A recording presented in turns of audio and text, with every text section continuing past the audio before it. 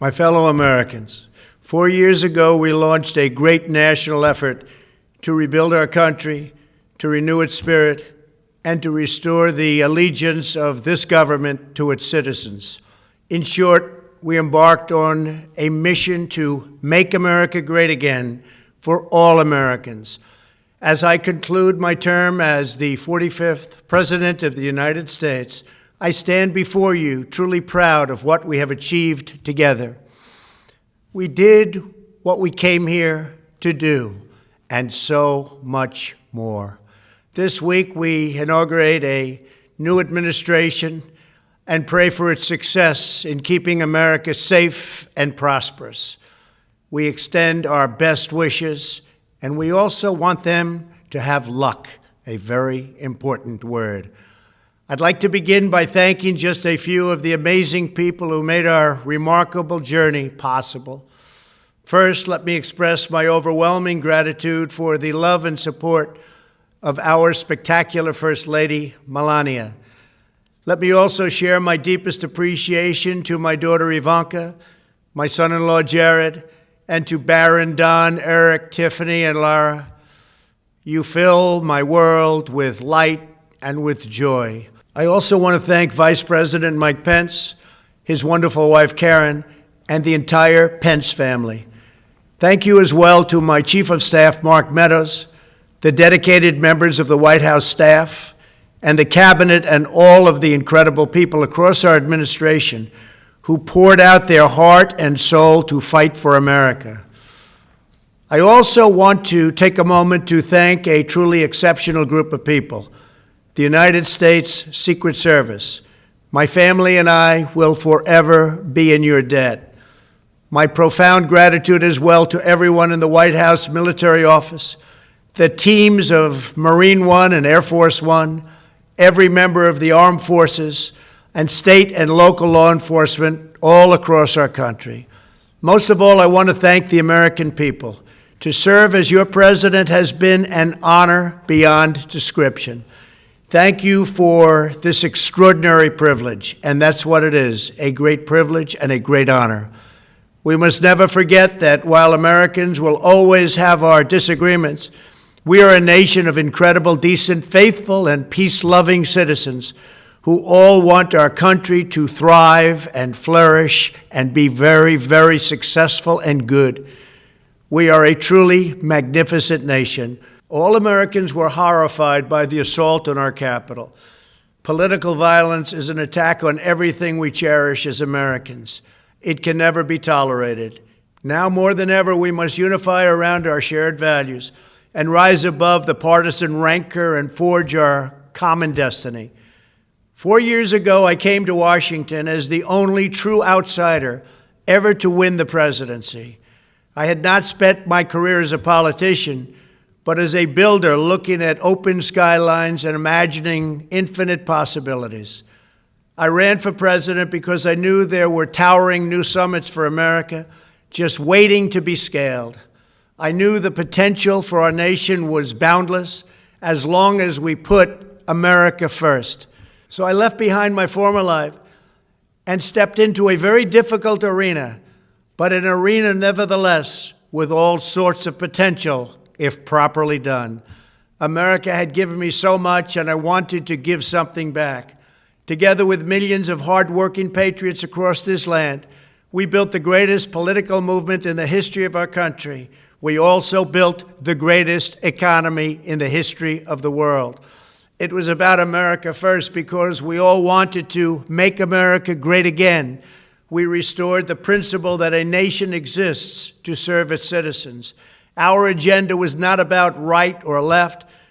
It wasn't about Republican or Democrat, but about the good of a nation, and that means the whole nation.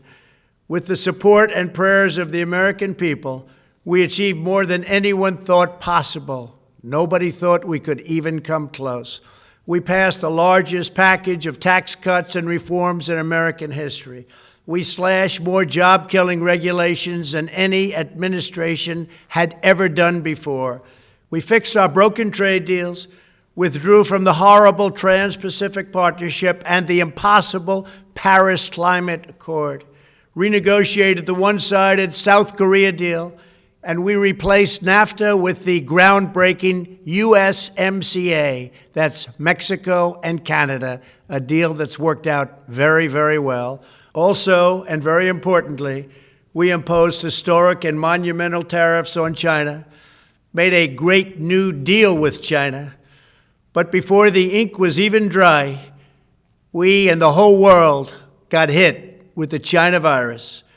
Our trade relationship was rapidly changing. Billions and billions of dollars were pouring into the U.S., but the virus forced us to go in a different direction. The whole world suffered, but America outperformed other countries economically because of our incredible economy and the economy that we built. Without the foundations and footings, it wouldn't have worked out this way. We wouldn't have some of the best numbers we've ever had. We also unlocked our energy resources and became the world's #1 producer of oil and natural gas, by far. Powered by these policies, we built the greatest economy in the history of the world. We reignited America's job creation and achieved record low unemployment for African Americans, Hispanic Americans, Asian Americans, women, almost everyone. Income soared, wages boomed, the American dream was restored, and millions were lifted from poverty in just a few short years. It was a miracle. The stock market set one record after another, with 148 stock market highs during this short period of time, and boosted the retirements and pensions of hardworking citizens all across our nation. 401ks are at a level they've never been at before. We've never seen numbers like we've seen, and that's before the pandemic and after the pandemic. We rebuilt the American manufacturing base, opened up thousands of new factories, and brought back the beautiful phrase, "Made in the USA." To make life better for working families, we doubled the child tax credit and signed the largest ever expansion of funding for child care and development. We joined with the private sector to secure commitments to train more than 16 million American workers for the jobs of tomorrow.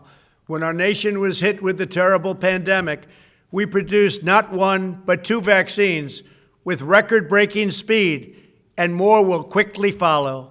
They said it couldn't be done, but we did it. They called it a medical miracle, and that's what they're calling it right now, a medical miracle. Another administration would have taken 3, 4, 5, maybe even up to 10 years to develop a vaccine. We did it in 9 months. We grieve for every life lost, and we pledge in their memory to wipe out this horrible pandemic once and for all. When the virus took its brutal toll on the world's economy, we launched the fastest economic recovery our country has ever seen. We passed nearly $4 trillion in economic relief, saved or supported over 50 million jobs, and slashed the unemployment rate in half. These are numbers that our country has never seen before. We created choice and transparency in healthcare, stood up to Big Pharma in so many ways, but especially in our effort to get favored nations clauses added, which will give us the lowest prescription drug prices anywhere in the world. We passed VA choice, VA accountability, right to try, and landmark criminal justice reform. We confirmed 3 new justices of the United States Supreme Court. We appointed nearly 300 federal judges to interpret our Constitution as written. For years, the American people pleaded with Washington to finally secure the nation's borders. I am pleased to say we answered that plea and achieved the most secure border in U.S. history. We have given our brave border agents and heroic ICE officers the tools they need to do their jobs better than they have ever done before, and to enforce our laws and keep America safe. We proudly leave the next administration with the strongest and most robust border security measures ever put into place.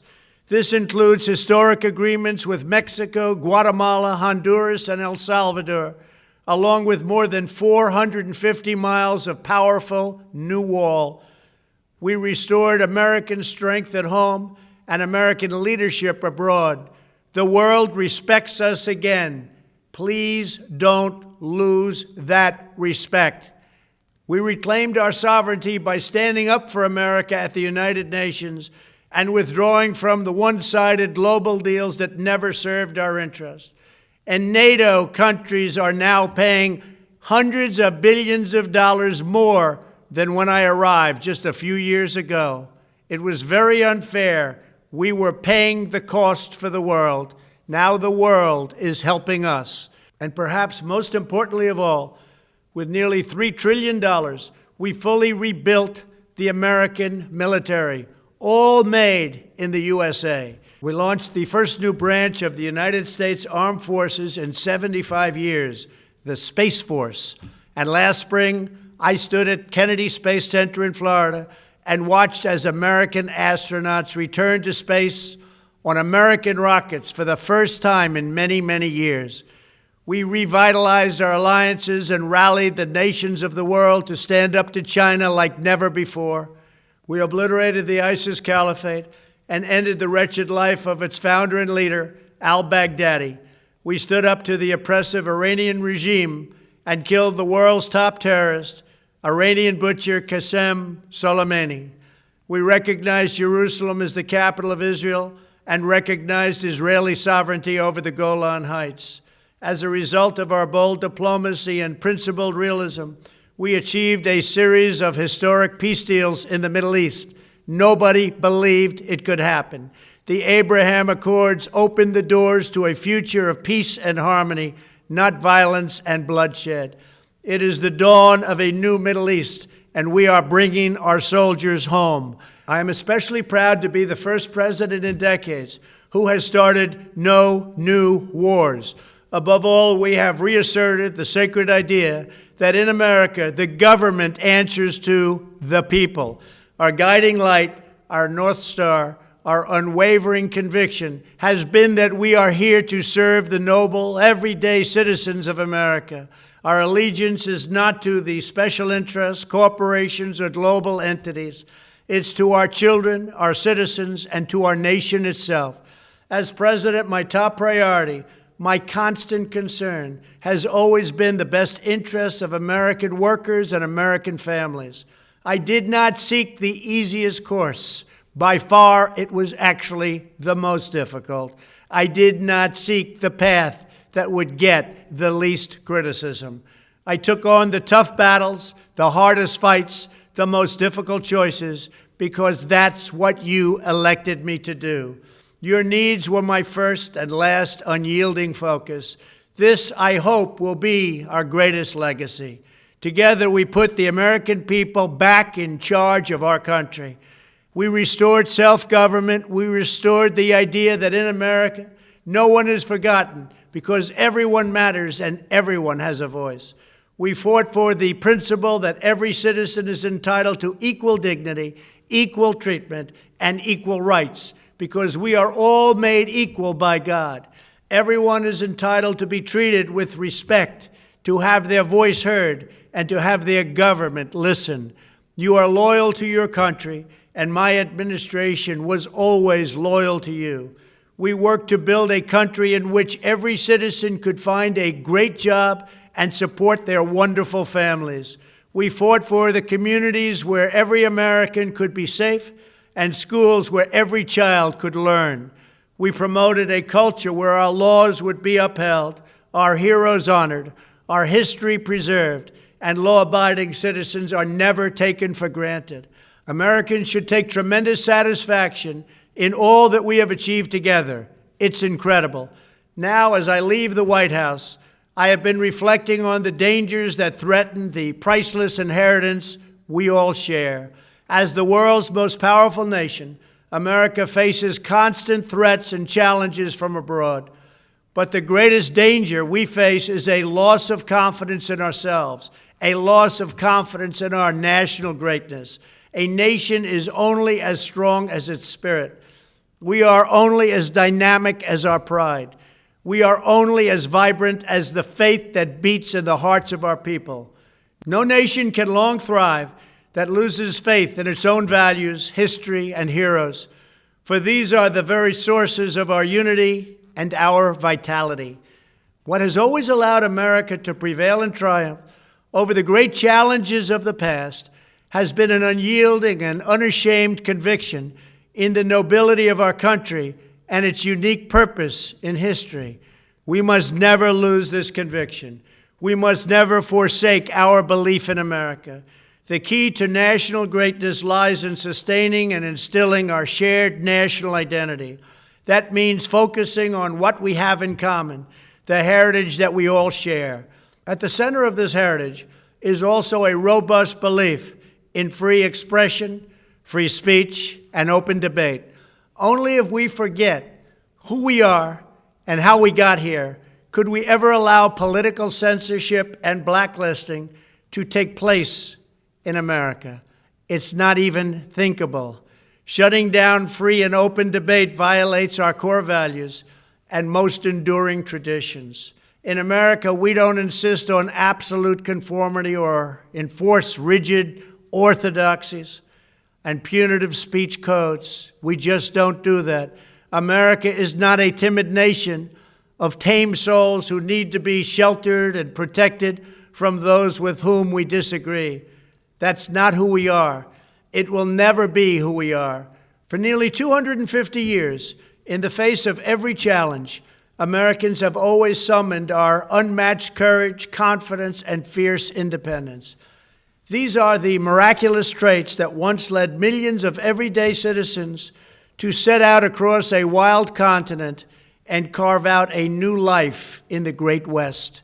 It was the same profound love of our God-given freedom that willed our soldiers into battle and our astronauts into space. As I think back on the past 4 years, one image rises in my mind above all others. Whenever I traveled all along the motorcade route, there were thousands and thousands of people. They came out with their families so that they could stand as we passed and proudly wave our great American flag. It never failed to deeply move me. I knew that they did not just come out to show their support of me. They came out to show me their support and love for our country. This is a republic of proud citizens who are united by our common conviction that America is the greatest nation in all of history. We are and must always be a land of hope, of light, and of glory to all the world. This is the precious inheritance that we must safeguard at every single turn. For the past 4 years, I have worked to do just that. From a great hall of Muslim leaders in Riyadh to a great square of Polish people in Warsaw, from the floor of the Korean Assembly to the podium at the United Nations General Assembly, and from the Forbidden City in Beijing to the shadow of Mount Rushmore, I fought for you, I fought for your family, I fought for our country. Above all, I fought for America and all it stands for, and that is safe, strong, proud, and free. Now, as I prepare to hand power over to a new administration at noon on Wednesday, I want you to know that the movement we started is only just beginning. There's never been anything like it.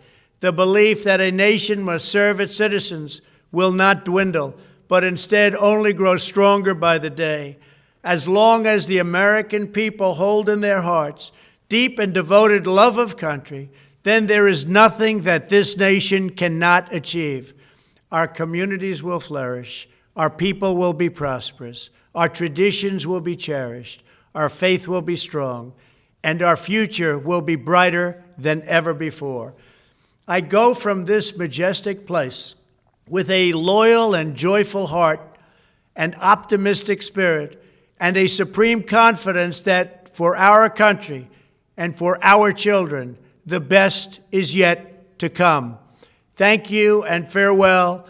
God bless you. God bless the United States of America.